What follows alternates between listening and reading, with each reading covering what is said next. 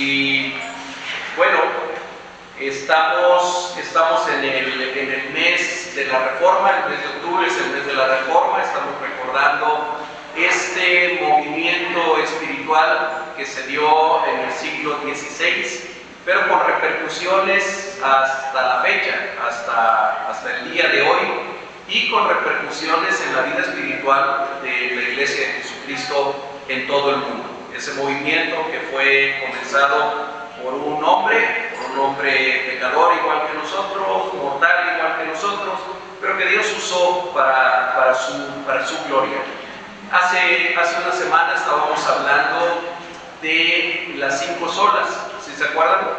Yo les mencionaba que hay 5 frases en latín que expresan mucho de la enseñanza que se dio en la época de la Reforma, y que nosotros las conocíamos como las 5 solas, por la palabra sola en latín, que quiere decir solamente o solo, pero que cada una de ellas encierra una enseñanza bien importante para nosotros el día de hoy. Y así hablábamos de la sola fe, de la sola gracia, de solo Cristo, de solo la Escritura y de solo a Dios la gloria. Hace 8 días hablamos de la sola fe, de por qué decíamos y por qué creíamos y por qué creemos en que solo por fe somos salvos. Resumiendo de lo que hablamos hace 8 días, nosotros podemos afirmar que para que alguien sea salvo solamente necesita creer, y creer en el nombre del Señor Jesucristo, creer en la obra efectuada por el Señor Jesucristo en la cruz del Calvario, y que solamente cuando creemos en esa obra, cuando creemos en Jesucristo, que alguien puede tener salvación.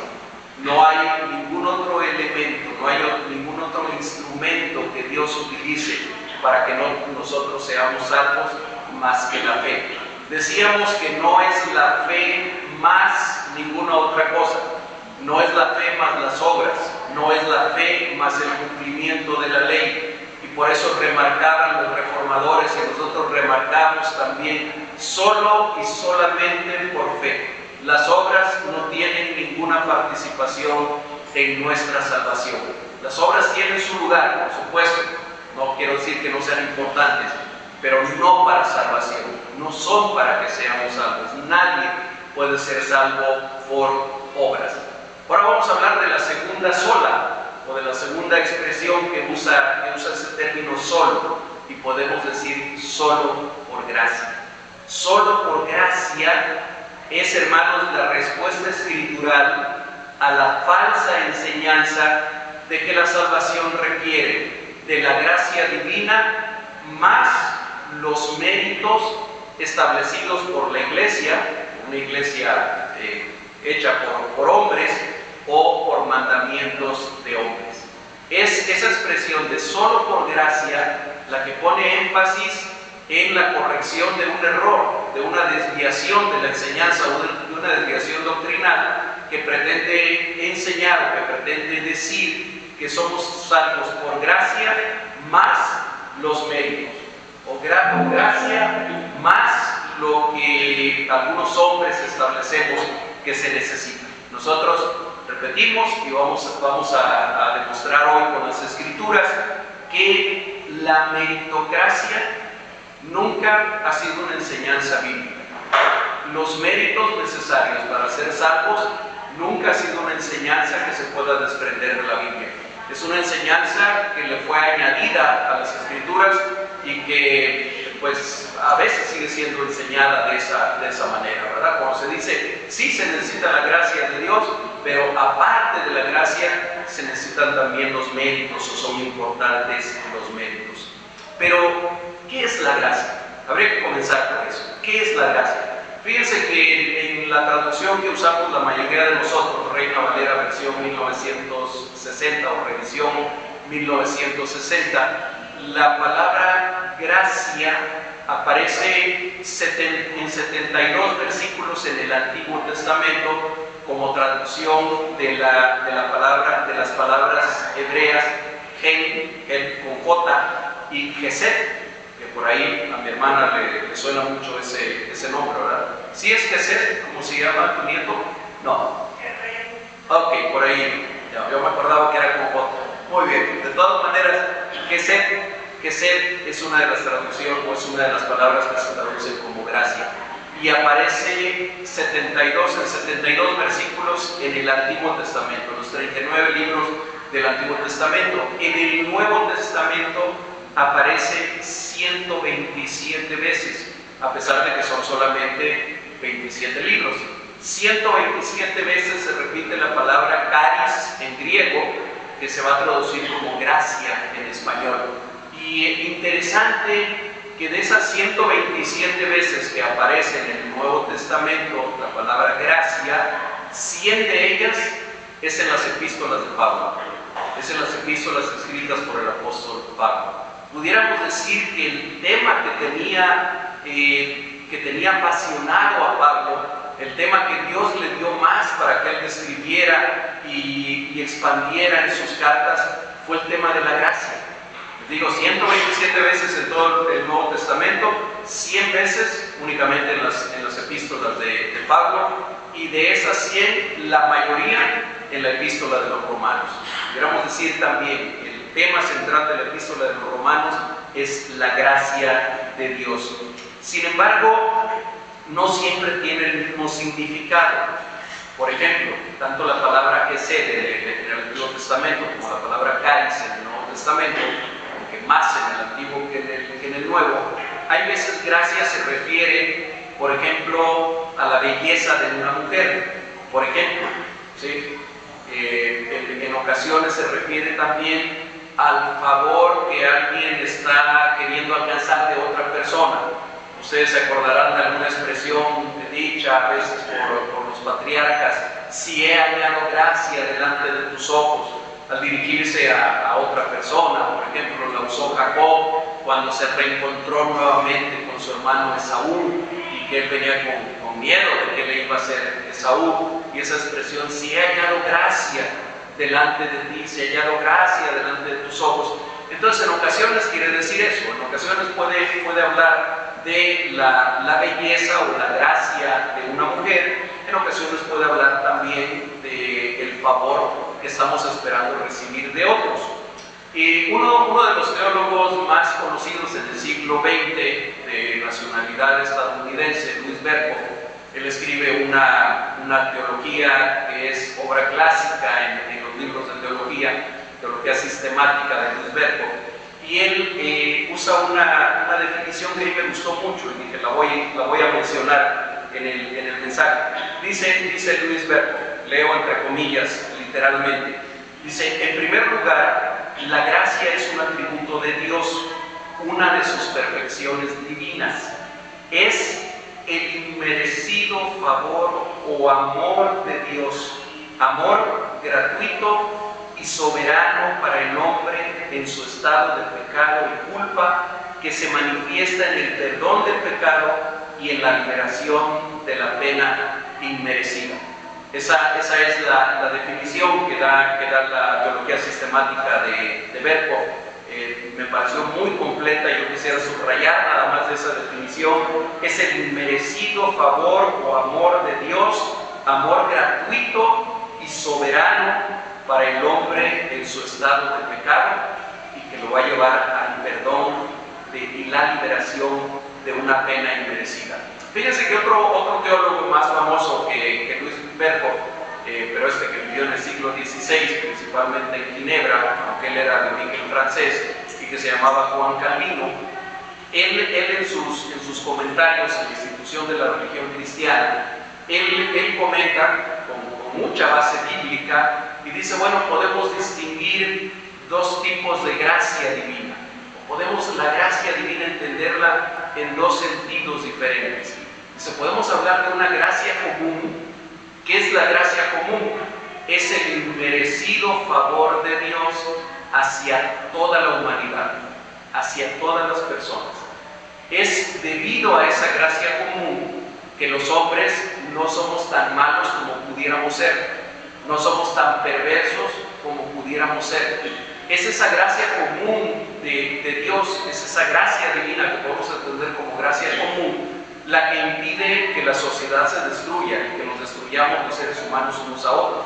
Es esa gracia común la que hace que hay personas que no son creyentes en Jesucristo, que no son creyentes en Dios y que sin embargo son capaces de hacer cosas buenas, son capaces de crear belleza, por ejemplo a través del arte, aunque no conozcan de Jesucristo, son capaces de actos de nobleza, de actos incluso de sacrificio por otras personas, de ayuda desinteresada hacia otras personas.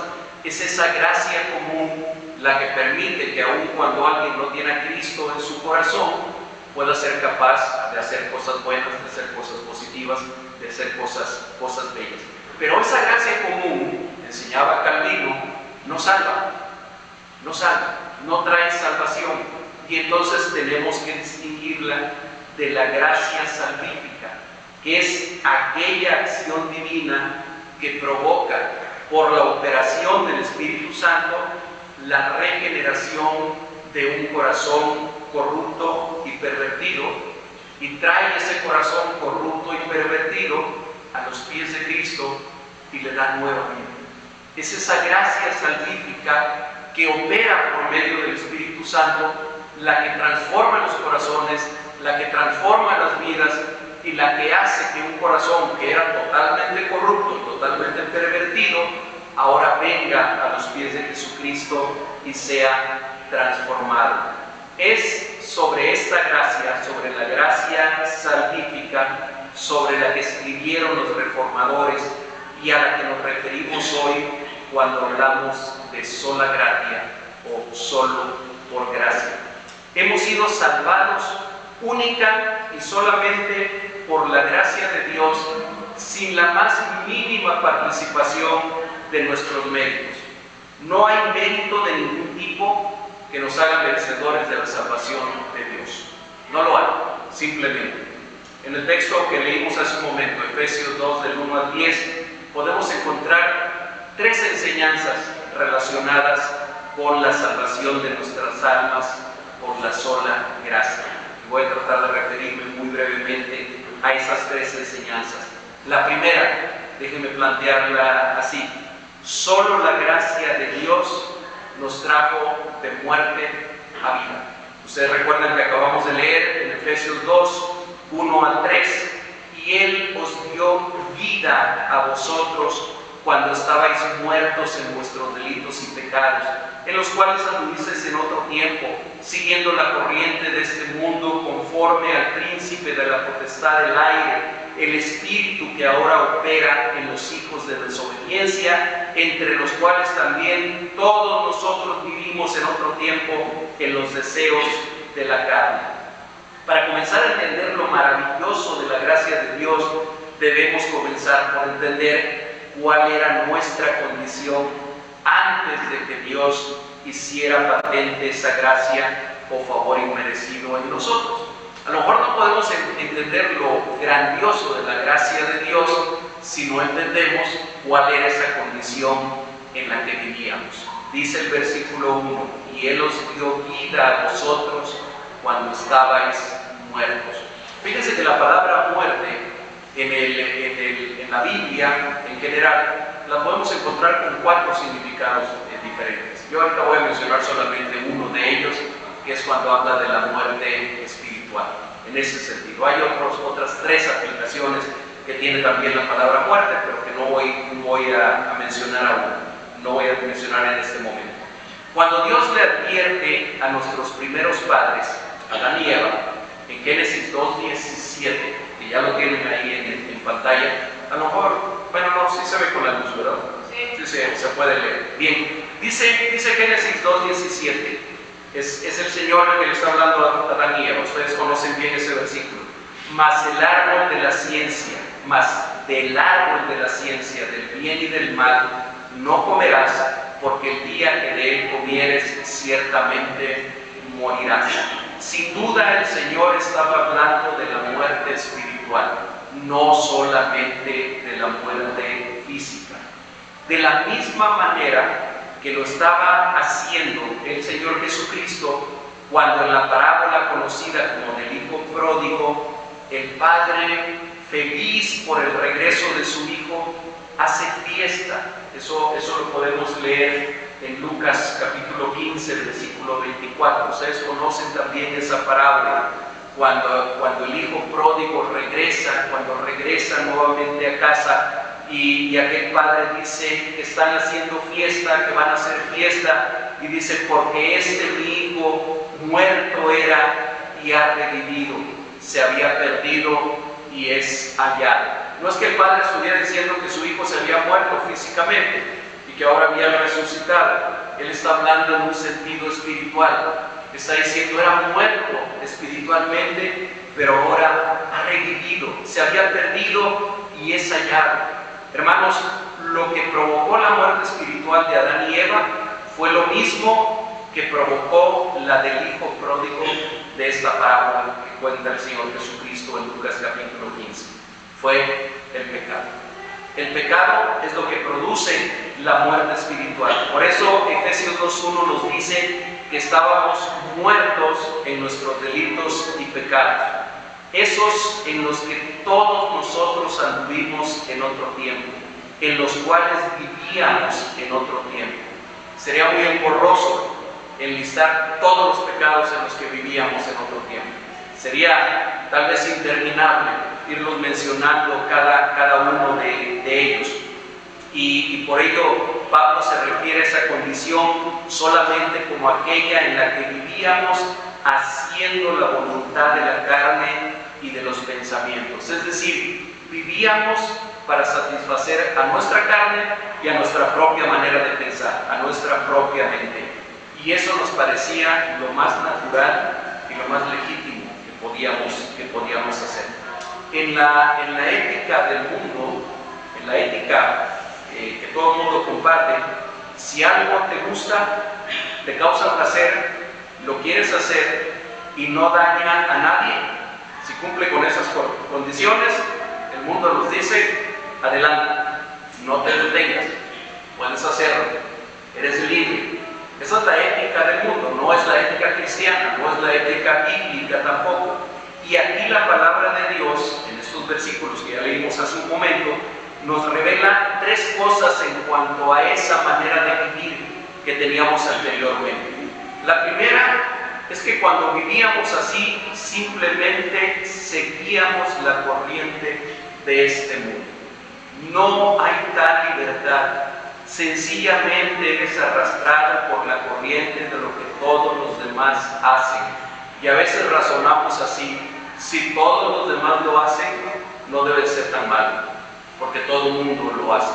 Por eso es que la palabra de Dios dice aquí que nosotros vivíamos siguiendo la corriente de este mundo. Lo más sencillo que hay en la vida es dejarse llevar por la corriente. Dice un dicho por ahí: al país donde fueres, haz lo que vieres. Es decir, si todo el mundo lo hace, pues tú hazlo también, ¿verdad? Ya no te detengas mucho a pensar si está bien o si está mal. Si todo el mundo lo hace, pues tú hazlo también. Esa es la ética del mundo, contraria a la enseñanza de la palabra de Dios, contraria a la ética cristiana.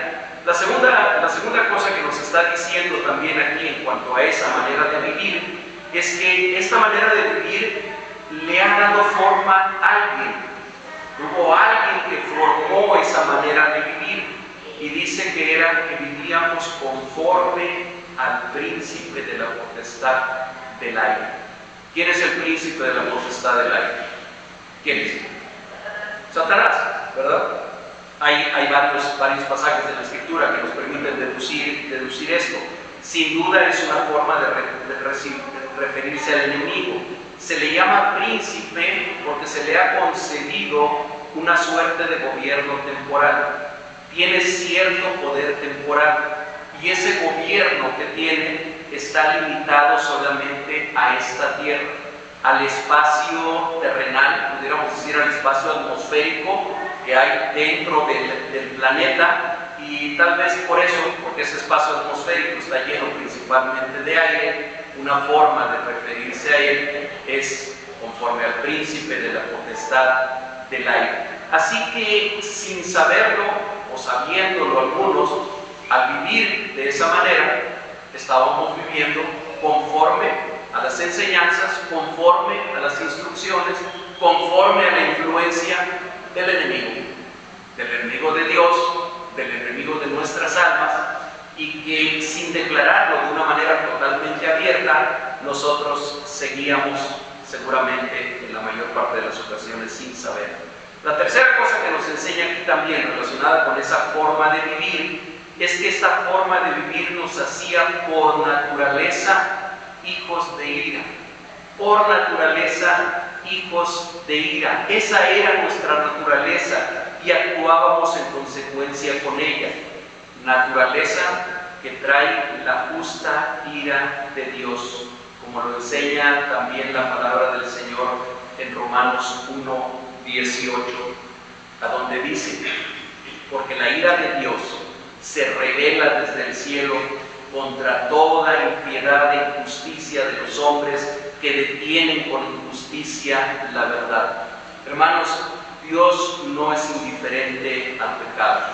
Dios no es indiferente a la impiedad. Dios no es indiferente a la injusticia. Sin duda, y no nos debe de caber la menor duda, acarrean la injusticia, el pecado, la impiedad, la justa ira de Dios. Y bajo esa ira nosotros vivíamos en una supuesta libertad, así entre comillas. Así estábamos cuando Él nos dio vida. Esa era nuestra condición cuando Él nos dio vida. ¿Qué mérito podríamos tener?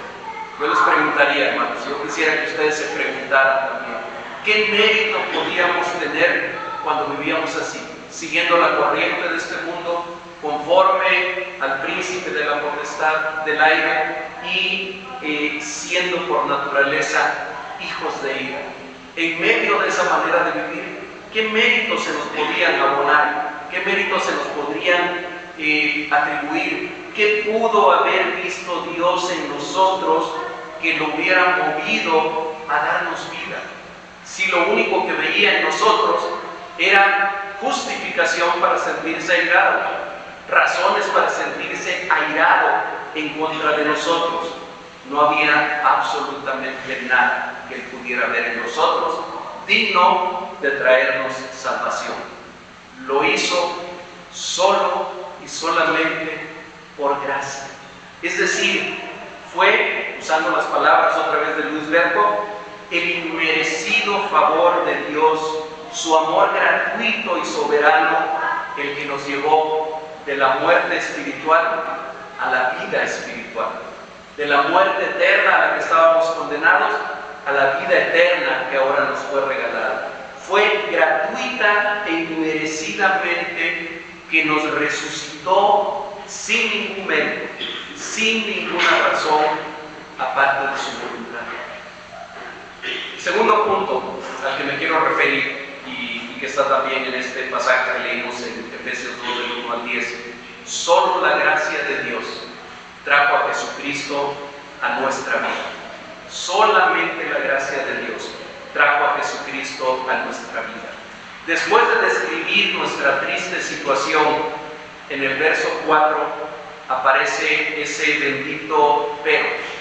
Dice en Efesios, ahí tenemos Efesios 2, del 4 al 5, dice, pero Dios, ese Dios que es rico, inmensamente rico en misericordia y movido solamente por su gran amor, con ese gran amor con que nos amó, aun siendo nosotros hijos de ira por naturaleza, aun estando muertos en nuestros pecados, aún así nos dio vida, nos quiso dar vida. ¿Con quién o por medio de quién o junto con quién nos dio esa vida? ¿Con quién? Con Cristo. Sí, juntamente con Cristo, dice la palabra. Es decir, el mismo poder que resucitó al Señor Jesucristo de los muertos es el mismo poder que nos vivificó a nosotros, que nos trajo también a nosotros de muerte a vida. Sí podemos ver eso en la Escritura.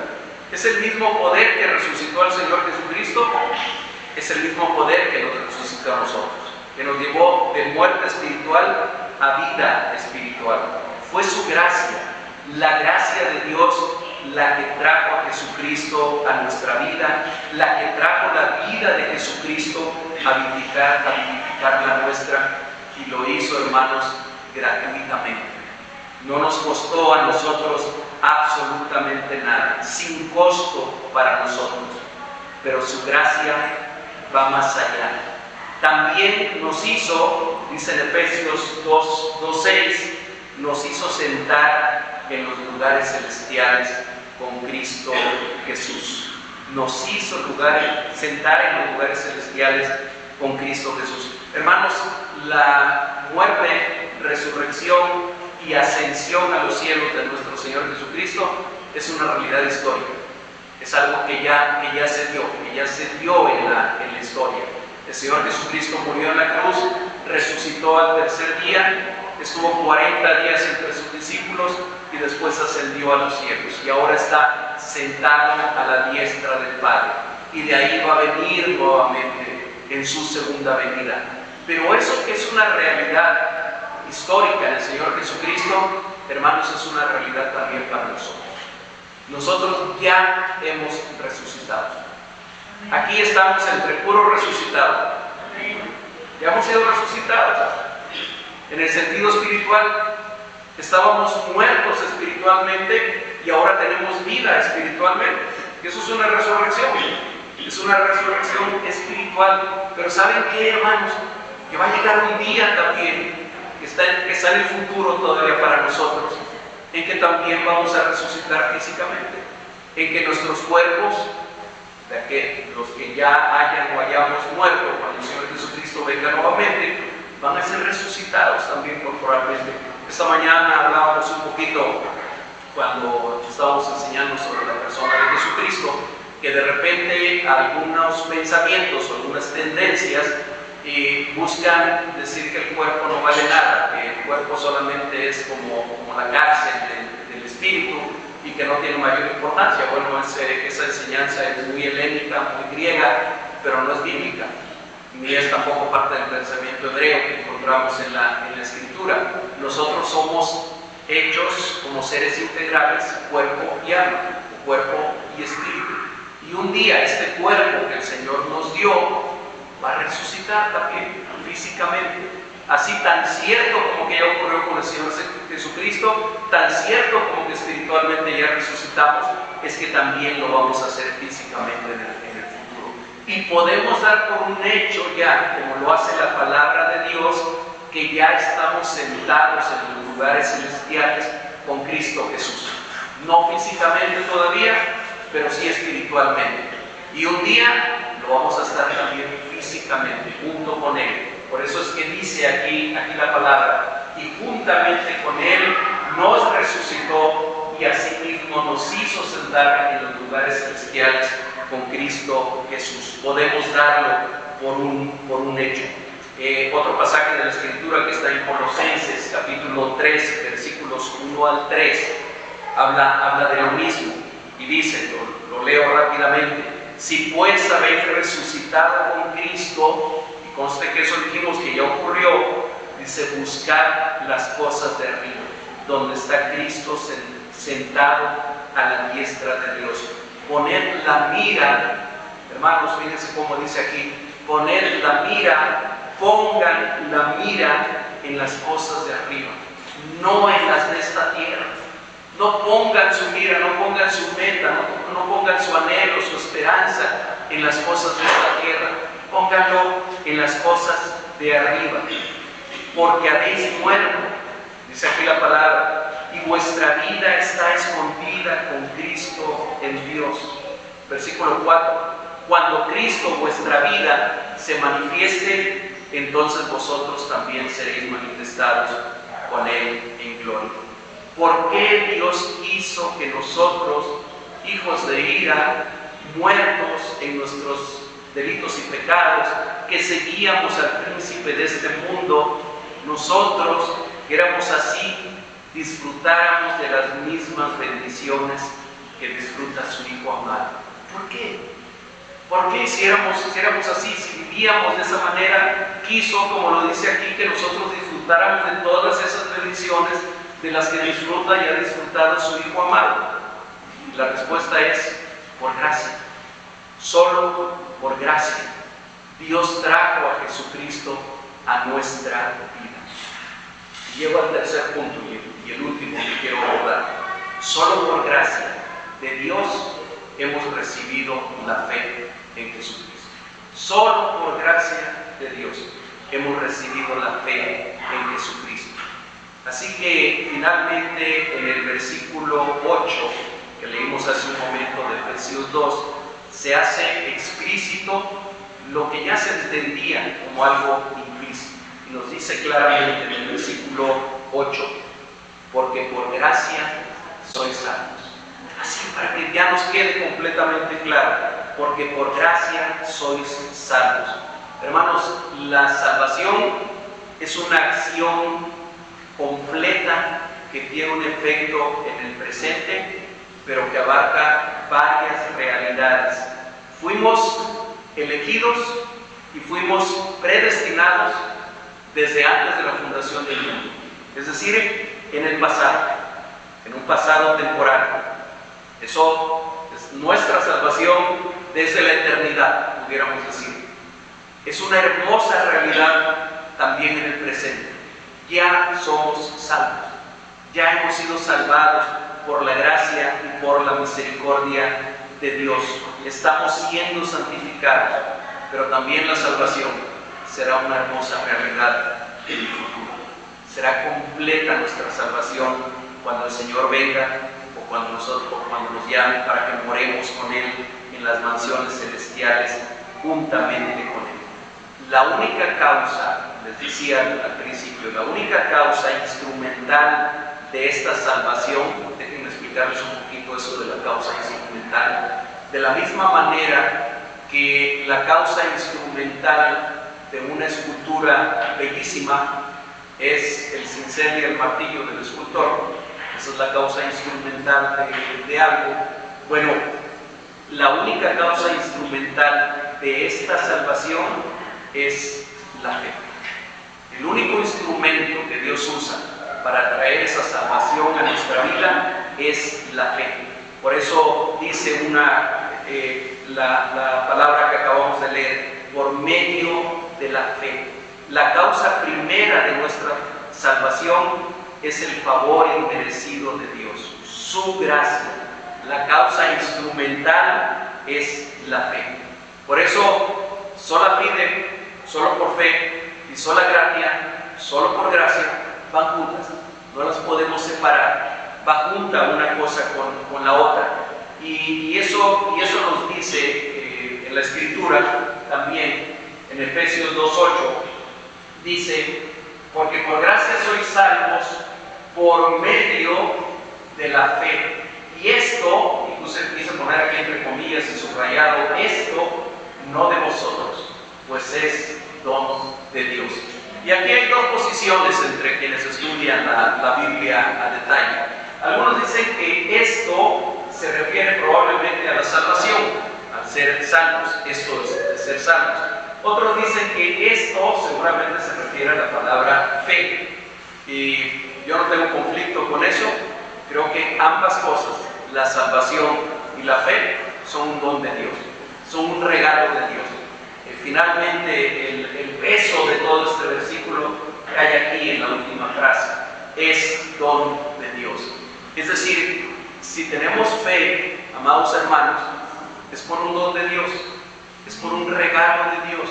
Es como si Dios, siendo el artista, siendo el escultor, Él puso el pedazo de mármol que iba a llegar a ser una escultura, Él puso el cincel y el martillo, y Él hizo además la obra de darle forma a ese pedazo de mármol para hacer una obra de arte. Todo lo puso Él.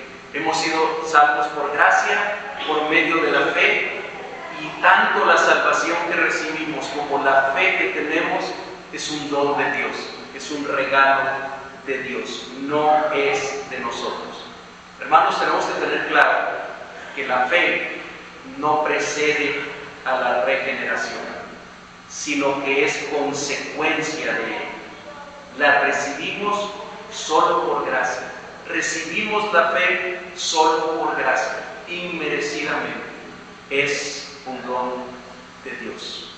Ya para concluir, hermanos, la gracia de Dios, es decir, su favor inmerecido y amor gratuito, incondicional y soberano, envuelve toda la historia de lo que existe.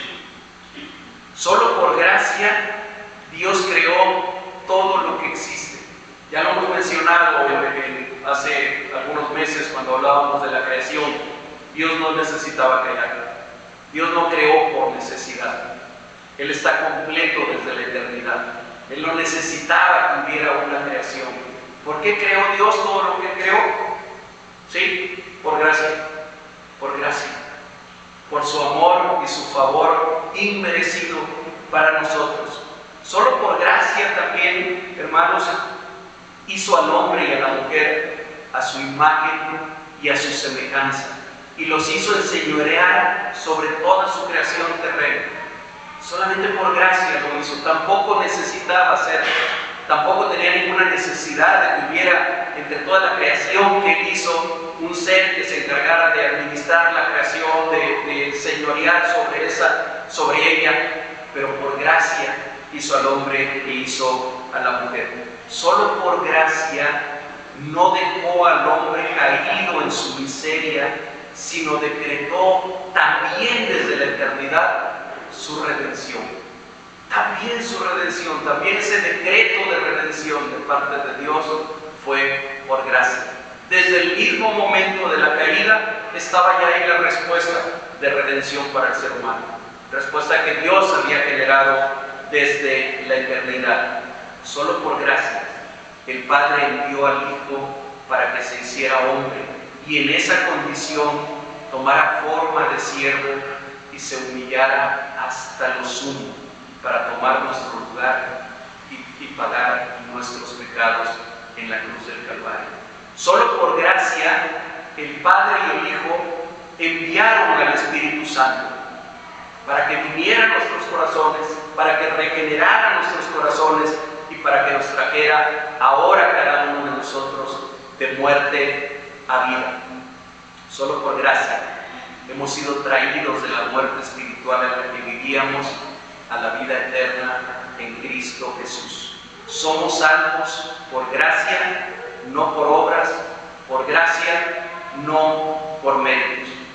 Así que, hermano, hermana, amigos que a lo mejor nos estarán escuchando en algún momento, si tú aún no tienes esta completa seguridad en la salvación que Dios ha traído para ti en Jesucristo, si aún vives en la angustia de que no has hecho suficientes méritos o suficientes obras para ser perdonado, y saben que muchas veces aún cuando ya estamos en Cristo, aún cuando ya vivimos en Él, no podemos arrancarnos totalmente de nuestra mente y de nuestro corazón la idea de que necesitamos ganarnos la salvación. Y creemos que cuando nosotros nos equivocamos, pecamos, hacemos algo malo, Dios se enoja con nosotros y nos quita la salvación.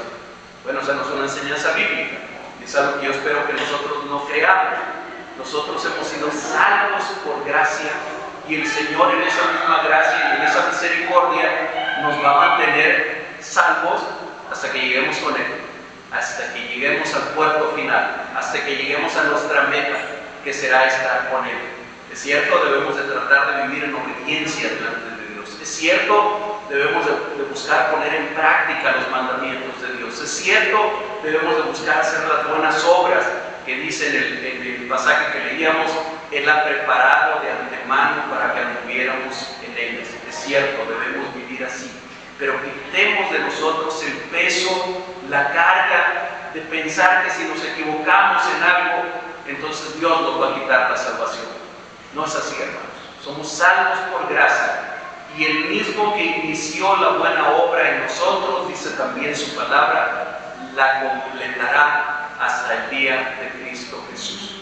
El mismo Espíritu que actuó en tu corazón, que quitó tu corazón de piedra y puso un corazón de carne, ese mismo Espíritu se va a encargar de que tú perseveres perseveres en el camino con Él hasta que llegues a la meta final, hasta que lleguemos a la meta final.